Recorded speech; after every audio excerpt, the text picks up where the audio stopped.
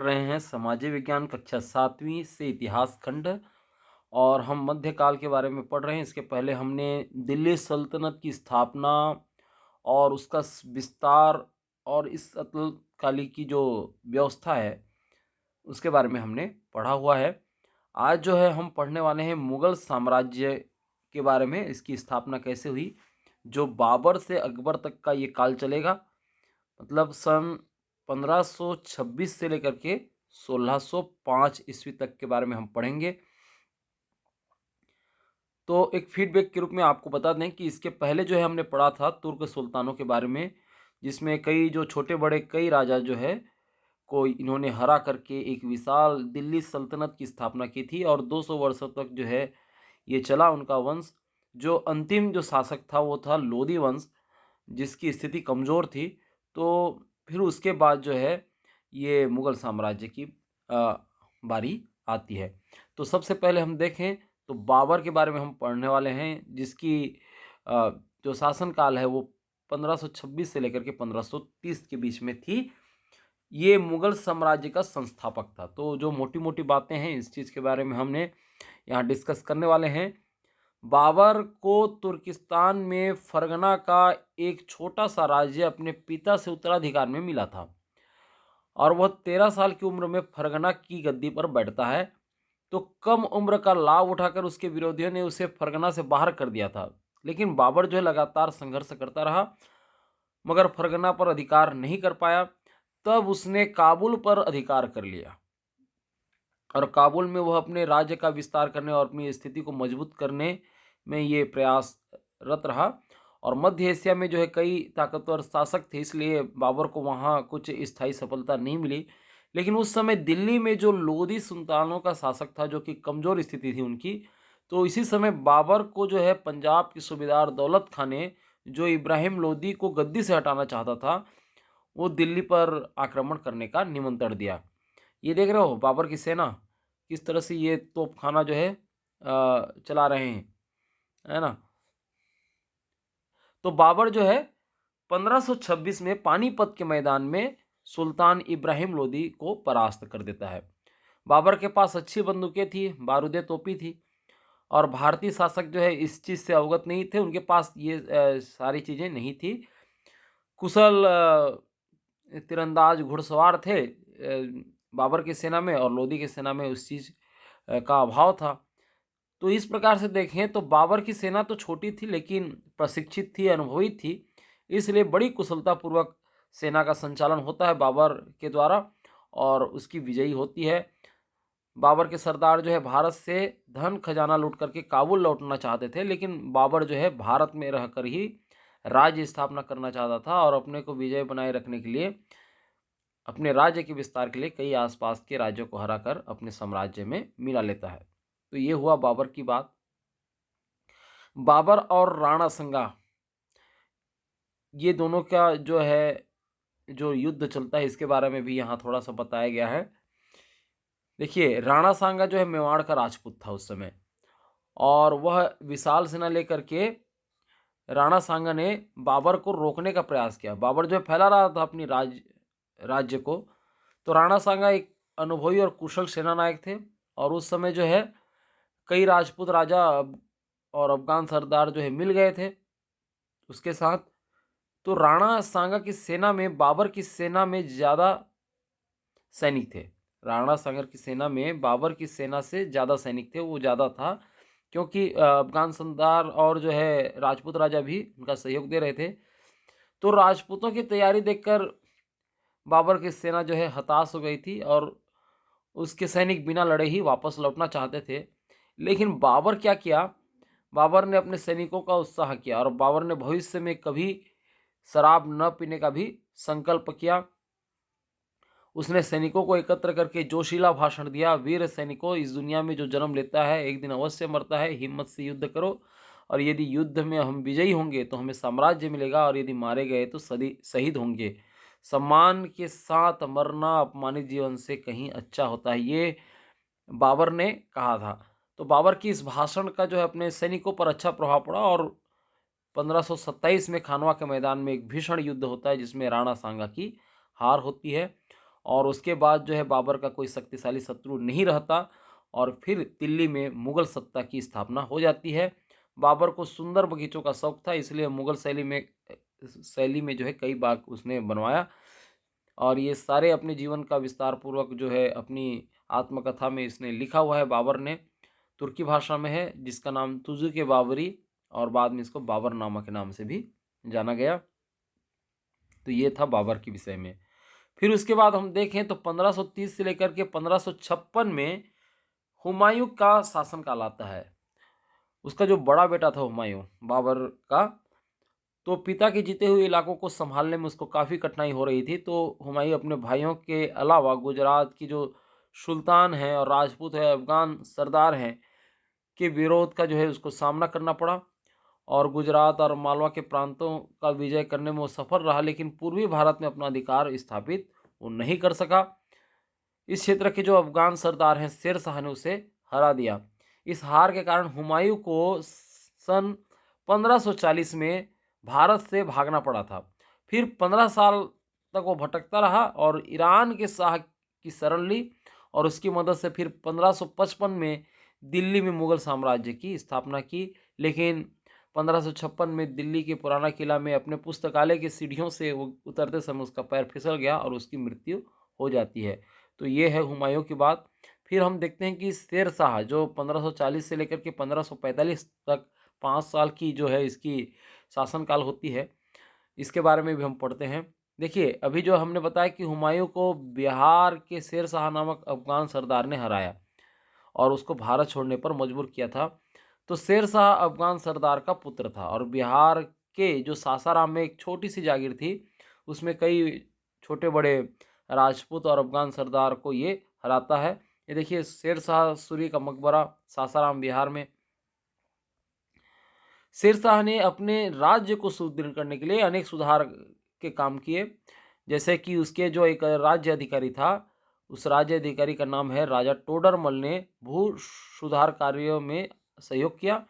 उसने सड़कें, सराएं और जल व्यवस्था पर भी विशेष ध्यान दिया शेर शाह ने, ताकि आम जनता को सुविधा प्राप्त हो। और फिर बाद में अकबर ने भी इसी उसकी कार्य प्रणाली को अपनाता है। अकबर भी इसी तरह से कुछ करता है। शेर शाह नए सिक्कों का जो है चलन प्रारंभ किया। पहले था तांबा का सिक्का जिसे दाम कहते थे, तो और दूसरा जो चांदी का सिक्का था जिसे रुपया कहते थे। सासाराम में अपने लिए एक भव्य मकबरा बनवाया और इसके समय से ही सड़क निर्माण पर भी विशेष ध्यान दिया गया। शेर शाह ज़्यादा दिन तक जीवित नहीं रहा और 1545 में कालिंजर दुर्ग में आक्रमण के समय उसकी मृत्यु हो जाती है। अब देखिए उसके बाद जो है 1606 में जो अकबर का साम्राज्य होता है, इसके बारे में इस चित्र में दिया हुआ है। ये जितने भी लाल कलर में है ना, ये अकबर का शासनकाल के दौरान ये था उसका साम्राज्य। 1556 से लेकर 1605 ईस्वी तक की बात है अकबर का शासनकाल में हम देखें। इसके जो पिता है हुमायूं की मृत्यु के समय अकबर जो है बहुत छोटा था और उसका जो विश्वास पात्र था हुमायूं का, बैरम खान ने उसका राज्याभिषेक किया। बालक अकबर के लिए बहुत बड़ा उत्तरदायित्व था। वो बालिग होने पर अकबर ने फिर उसके जो संरक्षक हैं बैरम खान की देखरेख में जो है राजकाज शुरू कर देता है और स्वयं शासन की बागडोर संभालता है, योग्यतापूर्ण शासन करता है। यहाँ पर देख रही है ये अकबर और उसका दरबार है ना, अकबर और उसके 9 रत्न समझिए।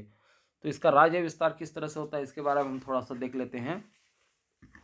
देखिए अकबर जो है बहुत महत्वाकांक्षी था, विशाल साम्राज्य स्थापित करना चाहता था और आसपास के क्षेत्रों पर विजय अभियान इसने शुरू कर दिया और तुरंत ही उत्तर भारत पर इसने विजय प्राप्त कर ली। देखिए सन 1561 में मालवा, फिर 64 में गोंडवाना और 1568 में चित्तौड़, फिर 72 में गुजरात और 74 में बंगाल, ये सब जो है मुगल साम्राज्य के अधीन हो गए।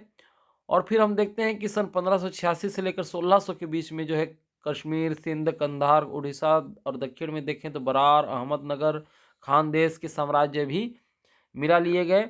तो बहुत बड़ा उसका जो है एक साम्राज्य हो गया था अकबर का।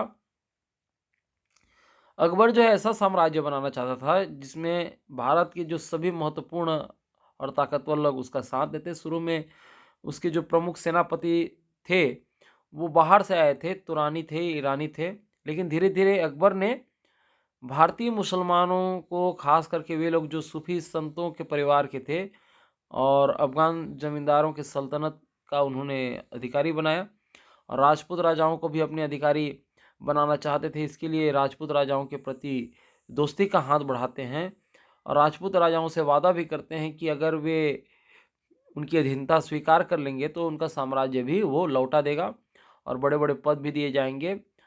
वह किसी भी धर्म से भेदभाव नहीं करेगा, ये वादा करता है और उसने कई राजपूत परिवारों के साथ वैवाहिक संबंध भी स्थापित करते हैं। जयपुर के पास जो स्थित आमेर के कछवाहा वंश के राजा भारमल की भी इन्होंने सहायता की। उसके पुत्र भगवान दास और पोते जो मान सिंह हैं, उनकी शाही सेवा में भी उच्च पद दिया। तो इस प्रकार से वो ये काम कर रहा था अकबर। राजा भारमल ने अपनी बेटी का विवाह अकबर के साथ कर दिया और शादी के बाद जो है कई राजपूत रानियां को वो संपूर्ण धार्मिक आज़ादी थी और अकबर की राजपूत नीति के कारण अनेक राजपूत राजाओं ने उनकी अधीनता स्वीकार की, मेवाड़ के राणा प्रताप को छोड़ करके, क्योंकि ये राजस्थान के लगभग सभी शासक जो है अकबर की अधीनता स्वीकार कर चुके थे, लेकिन राणा प्रताप, मेवाड़ के राणा प्रताप, जैसा कि यहाँ पर आप चित्र में है, इन्होंने अकबर की अधीनता स्वीकार नहीं की और 1576 में अकबर ने राणा प्रताप के खिलाफ राजा मान सिंह और राजकुमार सलीम के नेतृत्व में एक विशाल सेना चित्तौड़गढ़ भेजी, जहां पर मुगल सेना और राणा प्रताप की सेना के बीच में हल्दी घाटी का युद्ध हुआ, जिसमें मुगल सेना की तो विजयी होती है, किंतु राणा प्रताप जो है उन्होंने हार नहीं मानी और चित्तौड़गढ़ की पहाड़ियों में रह करके जीवन पर्यंत मुगलों से ये संघर्ष करते रहे।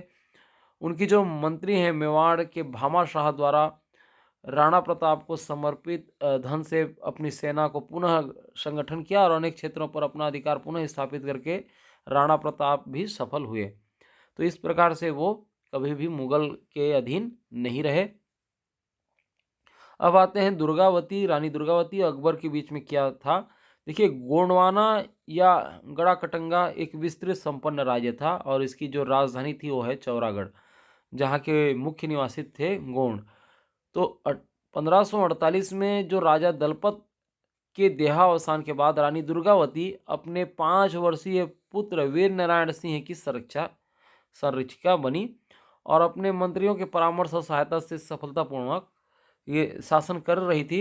अपनी उदारता, दक्षता, सुयोग्य प्रशासन से गोंडवाना में एक प्रकार से राजनीतिक एकता भी स्थापित कर ली थी और गोंडवाना की जो समृद्धि देखें, धन संपन्नता को देखें, तो साम्राज्य विस्तार की भावना से अकबर जो है आक्रमण करना चाहता था, इसलिए आशफ खां के नेतृत्व में गोंडवाना पर जो है आक्रमण कर देता है। रानी ने कवच और शिरस्त्राण धारण कर हाथी पर सवार होकर मुगल सेना का आक्रमण किया। दुर्भाग्य से एक तीर लगा और वो बेहोश हो गई और होश आने पर उसे अपने पराजय का पता लगा। शत्रुओं द्वारा पकड़े जाने पर या और अपमानित होने की आशंका से छाती में कटार भोंककर शहीद हो गई।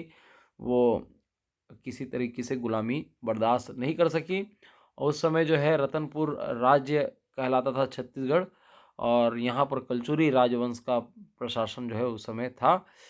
अकबर की इन नीतियों के कारण उनके पदाधिकारियों में ईरानी और तुरानी के अलावा अफगान, भारतीय मुसलमान, राजपूत राजा ये सभी शामिल हो गए थे उस समय। इनकी शासन व्यवस्था देखें तो एक विशाल साम्राज्य थी और 15 सूबों में बटा हुआ था। सूबा मतलब जैसे आजकल राज्य होता है उसी प्रकार से था। प्रत्येक सूबा जो है सरकारों में बटा हुआ था। सरकार कहने से आज के डेट में देखें तो जिलों का हम रूप ले लें, इसको जिला जिस प्रकार से आज प्रांत बटा रहता है उस तरह से सूबा जो सरकार में बटा होता था। फिर उसके बाद बहुत से परगने जिसको हम तहसील माने, है ना, ये विभाजित था और कई गांवों के समूह को एक परगना बनता था। अकबर ने केंद्र से लेकर के परगना तक जो जिम्मेदार अधिकारी थे उनका नियुक्त किया और मुगल शासन के जो अधिकारी थे उनको मनसबदार कहा जाता था। तो ये बहुत सारी जो चीज़ें हैं जिसको आपको याद रखनी है। सूबा क्या है, परगना क्या है, सरकार क्या है ना? और यहाँ पर देखें तो मनसबदार क्या है, इन सब चीज़ों के बारे में आपको जानकारी मिल गई होगी। मुगल साम्राज्य में काम करने वाले अधिकारियों और सेनापतियों को क्या कहा जाता है? मनसबदार कहा जाता है। देखिए, प्रत्येक मनसबदार को उसकी सेना के अनुसार एक दर्जा दिया जाता है जिसे मनसब कहते हैं, और सभी मनसबदार को बादशाह खुद नियुक्त करता है और उस पर बादशाह का सीधा नियंत्रण होता है।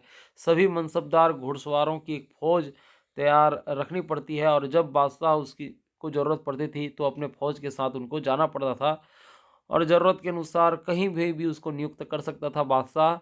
इसके बदले में मनसबदारों को, विशेषकर जो बड़े मनसबदार हैं, उनको ऊँचा वेतन मिलता था और काफ़ी शान शौकत के साथ वो जीवन बिताते थे। कई मनसबदार जो है, उनका जो वेतन है सीधे रुपयों में नहीं मिलता था, बल्कि किसी क्षेत्र में लगान इकट्ठा करने का ये अधिकार उनको मिल जाता था वेतन के बदले। जिस क्षेत्र को वो इस प्रकार से मिलता था लगान वसूलने के लिए, उसको जागीर कहते थे। तो मनसबदार उस इलाके के फिर जागीरदार कहलाते थे। मनसबदार का समय-समय पर भी तबादला होता रहता था, ताकि वे स्थानीय लोगों से मिल कर के बादशाह के विरोध कोई विद्रोह न कर सकें। तो ऐसी व्यवस्था अकबर बनाया हुआ था। लगान व्यवस्था के बारे में देखें तो किसानों से लगान इकट्ठा करने की व्यवस्था काफ़ी कमज़ोर थी बादशाह अकबर के समय, जब वो बना था उस समय। लेकिन बाद में इस पर सुधार हुआ। छोटे अधिकारी और जमींदार किसानों पर मनमानी करते थे। लगान वसूली कभी ज़्यादा तो कभी कम हो जाती थी। इसलिए अकबर ने तय किया कि किसान लगान रुपये में देंगे, न कि अनाज में देंगे। किसान जितनी ज़मीन पर खेती करता था उस हिसाब से लगान तय कर दिया जाता था। तो आमतौर पर हम देखें तो किसानों को अपनी उपज के 1/3 या आधा हिस्सा लगान के रूप में देना पड़ता था, और ये सब लगान वसूलने के लिए स्थानीय जो है ज़मींदारों की नियुक्ति होती थी। किसानों से इकट्ठा किए गए लगान से राज्य का फिर खर्चा चलता था। धार्मिक नीतियों के बारे में उस समय का हम देखें, जो 1575 से लेकर 1585 के बीच, तो अकबर ने कई धर्मगुरुओं को अपने पास रखा था, उनसे चर्चा करता था। जैसे कि उसकी राजधानी थी फतेहपुर सीकरी में, मस्जिद के पास जो एक इबादत खाना था जिसको हम प्रार्थना गृह माने। वहाँ पर देखें तो विभिन्न संप्रदाय के जो धर्मगुरुओं के अलावा योगी, हिंदू, जैन, पारसी, ईसाई धर्मगुरुओं की चर्चा के लिए उनको बुलाता था। और ये मन में उसकी धारणा थी कि सभी धर्मों में अच्छाई और सच्चाई है। दुनिया में विविधता, अलग-अलग संस्कृति, धर्म ईश्वर की इच्छा से बने हैं। शासकों को भी इस विविधता को बनाए रखना चाहिए, असहिष्णुता से बचना चाहिए। सबके प्रति शांति, सुलह, कुल की नीति अपनाई गई। तो इस नीति को बनाने में अकबर के जो सहयोगी अबुल फजल का महत्वपूर्ण योगदान था। तो ये अबुल फजल एक है, जो अकबर के नवरत्नों में से ही एक रत्न है वो। और इन सब सारी चीज़ों को जो है अकबर ने विस्तार पूर्वक जो है अकबरनामा में ये लिखा गया है उसके बारे में। हिंदुओं पर लागू जजिया और तीर्थ यात्रा कर को हटा दिया था अकबर ने, और मंदिर बनाने की भी अनुमति दे दी थी। हिंदू व जैन मंदिरों को, मठों को दान दे दिया गया, है ना। उस समय जो है उसने रामायण, उपनिषद, महाभारत जैसे ग्रंथों का फारसी में अनुवाद करवाया था। तो निजी जीवन में देखें तो कई धर्मों की बातों को उसने समावेश किया हुआ था। वो रोज़ सूरज की प्रार्थना करता था, मांस, मदिरा आदि आदि का जो है कम उपयोग करने लगा था। दिवाली, नवरोज़ जैसे त्योहार मनाता था। तो इस प्रकार से इनकी नीति का जो है, मुगल साम्राज्य की इस नीति का सभी लोगों ने समर्थन किया हुआ था। इसलिए उसने बहुत लंबे समय तक राज्य किया। 50 वर्षों तक वो उसने राज किया, और उसके जो पुत्र हैं जहांगीर, फिर बाद में बनते हैं बादशाह बनते हैं। उसको हम एक दूसरे अध्याय में पढ़ेंगे। आशा है आपको सारी चीज़ें जो है समझ में आ रही होगी। तो यूँ ही आप पढ़ते रहिए और आगे बढ़ते रहिए, और हमारे चैनल को सब्सक्राइब कर लीजिए। बहुत बहुत धन्यवाद।